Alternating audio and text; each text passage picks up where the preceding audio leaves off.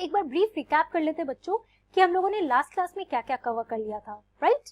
तो last class में हम लोगों ने अपनी नई टॉपिक शुरू की थी, that was natural wild life and vegetation.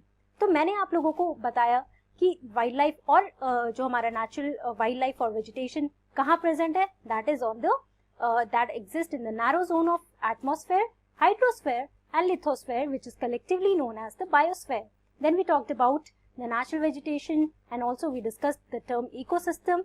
Okay, also we talked about the natural vegetation जिसमें हमने देखा that it covers the large garment of plants and trees, and also it is the natural vegetation, as the name itself suggests, कि before it is being it is modified by the man for all the human activities, you can say, such that of mining or the farming or economic or industrial purposes.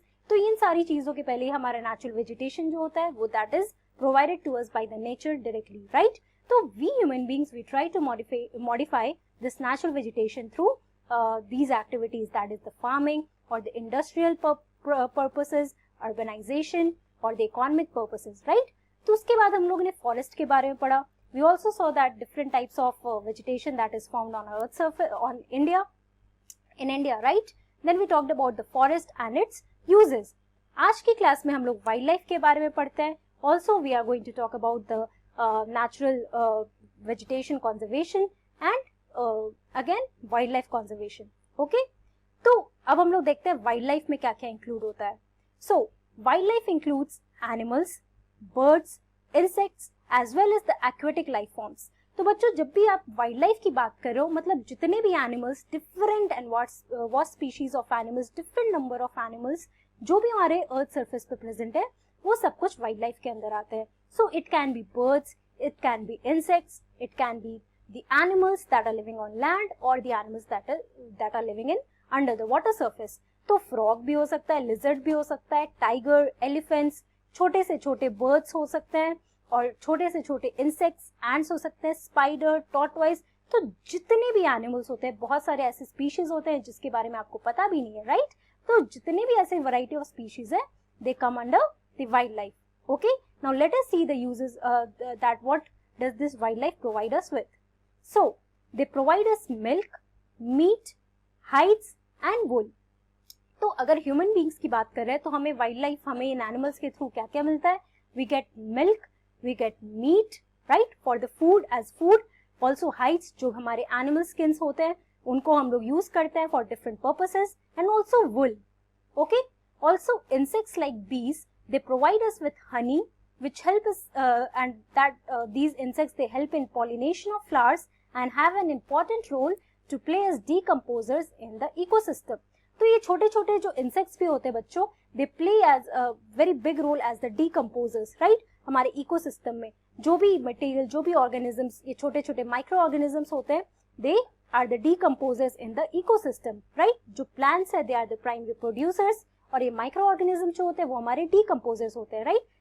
Also insects, जैसे हम बीज की बात कर रहे हैं, दे provide us with Honey. आपको forest के एग्जाम्पल भी मैंने आपको दिखाया था, राइट?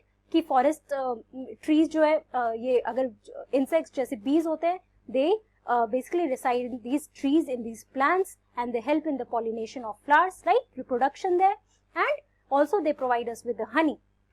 Okay, अब हम देखते हैं, जब हमने वाइल्ड लाइफ के बारे में पढ़ लिया, हमने नेचुरल वेजिटेशन के बारे में पढ़ा कि नेचुरल वेजिटेशन के अंदर ट्रीज आते हैं, प्लांट्स आते हैं और उनके बहुत सारे यूजेस भी देखे, प्लांट्स और ट्रीज के यूजेस देखे, और अभी वाइल्ड लाइफ के बारे में पढ़ा. अब हम लोग देखते हैं बच्चों डिस्ट्रीब्यूशन ऑफ नेचुरल वेजिटेशन. तो आपको जैसे मैंने बताया था that different types of vegetation that is present in India. अब हम देखते हैं कि डिफरेंट टाइप्स ऑफ वेजिटेशन जो हमारे नेचुरल वेजिटेशन है उनका अर्थ सरफेस पे डिस्ट्रीब्यूशन कैसे है. ओके, तो यहाँ पे आप इस पिक्चर में देखो बच्चों, ये आपको डिफरेंट परसेंट बता रहा है कि माउंटेन, सवानास, टेम्परेट फॉरेस्ट, तो सबका कितना परसेंट है. एक एक करके हम लोग देखते हैं. ओके, फर्स्ट वन, अगर हम डेजर्ट की बात कर रहे हैं, so that is present 19%. 19% of earth surface or the natural vegetation it is covered with the desert.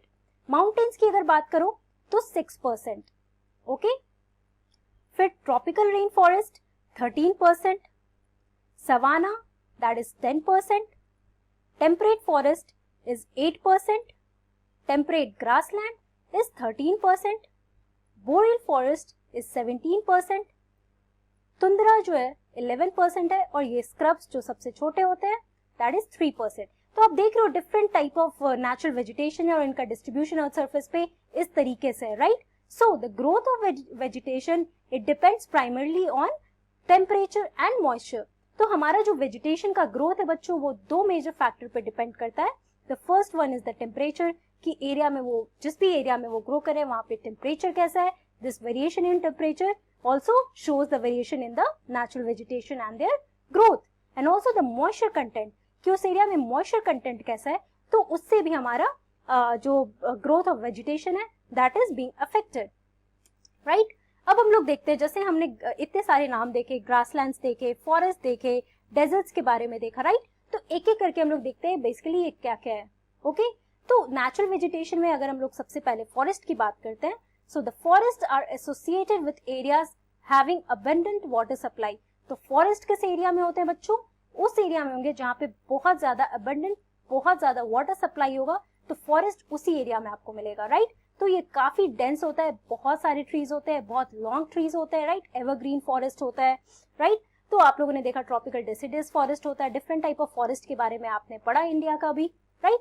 तो ये फॉरेस्ट कहाँ मिलते हैं आपको, जहाँ पे बहुत ज्यादा वाटर सप्लाई होती है. अब ग्रासलैंड का फोटो देखो, तो ग्रासलैंड में आपको क्या डिफरेंस मिल रहा है ये फॉरेस्ट से, तो यहाँ पे आपको छोटे छोटे श्रब्स, छोटे छोटे प्लांट्स भी मिलेंगे, और ट्रीज जो है शॉर्ट स्टंटेड ट्रीज होते हैं, बहुत ज्यादा इसकी हाइट लंबी नहीं होती है. लेकिन जब आप फॉरेस्ट में देखो तो बहुत सारे ट्रीज बहुत लंबे होते हैं, राइट. तो हम ग्रासलैंड के बारे में पढ़ते हैं कि ये किस एरिया में मिलता है.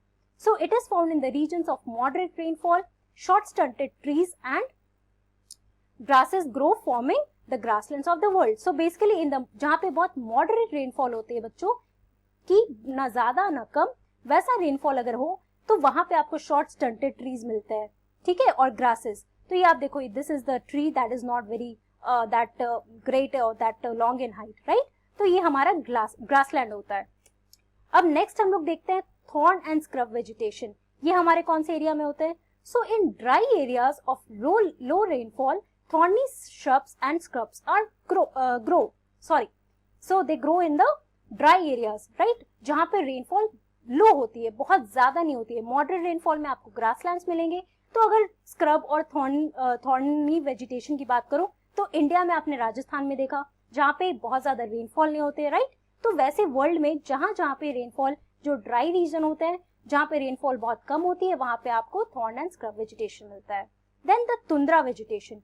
So tundra vegetation of cold polar regions comprise of mosses and lichens. tundra vegetation कहाँ पे मिलता है, cold polar regions पे. मतलब अगर आप नॉर्थ पोल और साउथ पोल की बात करो तो आर्टिक रीजन में और एंटार्क्टिक रीजन में जब आप देखोगे तो वहां पे आपको तुंद्रा वेजिटेशन मिलेगा.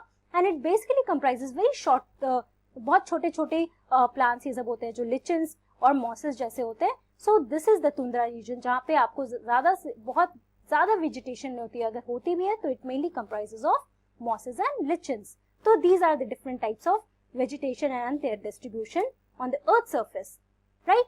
अगर हम लोग बात करेंगे also our forest, the trees, when we are talking about this natural vegetation, we should know that it is also divided on the basis of shedding of trees, right. तो जैसे आप लोगों ने, जब हम लोग इन वेजिटेशन की बात कर रहे थे अपनी क्लास में, तो हम लोगों ने दो नाम पढ़ा था, एक ट्रॉपिकल एवरग्रीन पढ़ा था और डेसिडियस फॉरेस्ट पढ़ा था, राइट. तो हमारे जो ट्रीज और जो फॉरेस्ट है बच्चों, तो इसमें जितने भी ट्रीज है they are also divided on the based on the shedding of trees leaves, कि कौन से ट्रीज होते हैं जो completely they shed their leaves, और उनके बाद जैसे shedding of leaves it means कि वो जो पुराने लीव्स हो जाते हैं दे फॉल डाउन और उसके बाद नए लीव्स आते हैं. और तो हम लोग इसके बीच के बेसिस पे डिविजन देखो तो पहला डिवीजन है डेसिडियस ट्रीज का. Now what are these deciduous trees, ये हम देखते हैं. They lose their leaves in autumn. तो आप जानते हो इंडिया में ऑटम सीजन भी आता है, राइट. तो उसको बेसिकली फॉल सीजन कहा जाता है. वाई, इस टाइम पे हमेशा जो ट्रीज हैं दे शेड देयर लीव्स, मतलब जो पुराने लीव्स होते हैं बच्चों वो सारे गिर जाते हैं और उसके बाद वो नए लीव्स आते हैं, right. So the leaves they change colour, fall to the ground and grow in spring again. इसमें क्या होता है, basically the leaves they change their colour, उनका कलर चेंज हो जाता है, they also fall to the ground, and फिर spring season में जो होता है नए लीव्स वहाँ पे उसमें आते हैं और ये बेसिकली डेसिडियस ट्रीज में होता है, राइट। और अगर हम लोग एवरग्रीन ट्रीज की बात कर रहे हैं, so they do not lose their leaves in autumn and they are green all the year.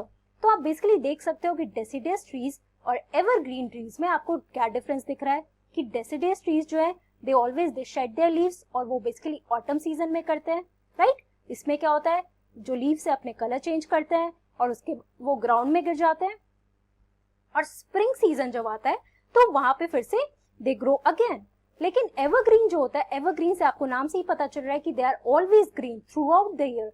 तो एवरग्रीन फॉरेस्ट में बच्चों जो ट्रीज होते हैं तो उसमें they never lose their leaves, right, and also they are green all the year. Okay, तो basically this is the major division based on the shedding of leaves. अब हम लोग कंजर्वेशन ऑफ नेचुरल वेजिटेशन की बात करते हैं। So forest are our wealth, आपको भी पता है, right. Plants give shelter to the animals and together they maintain the ecosystem, right. Plants और animals they maintain the ecosystem, ये भी आपने पढ़ा। Changes of climate and human interferences they can cause the loss of natural habitats for the plants and animals. तो अगर आप natural factor की बात करो तो क्लाइमेटिक कंडीशन में चेंज, और दूसरा अगर ह्यूमन फैक्टर, तो they both can cause loss in the natural habitats for the plants and animals.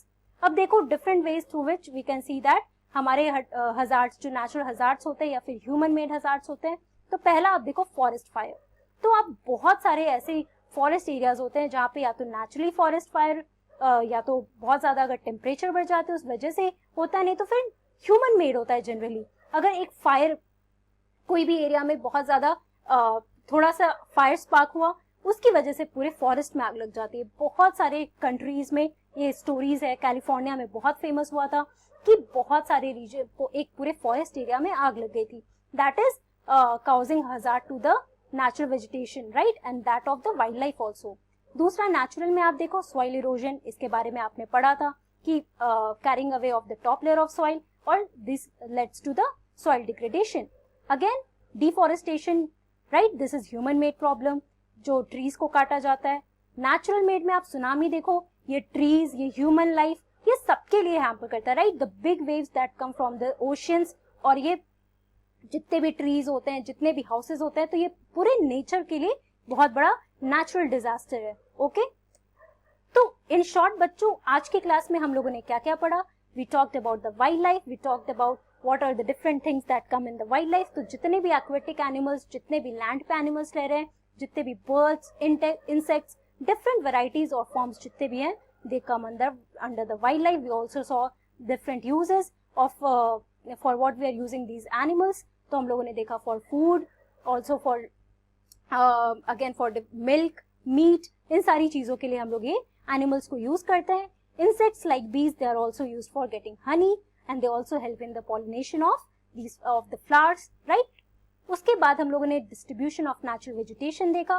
We talked about the grasslands, we talked about the deserts, we talk about the thorn and scrub vegetation, we talked about the forest and the tundra vegetation. These are the 4 major vegetation that is found across the world.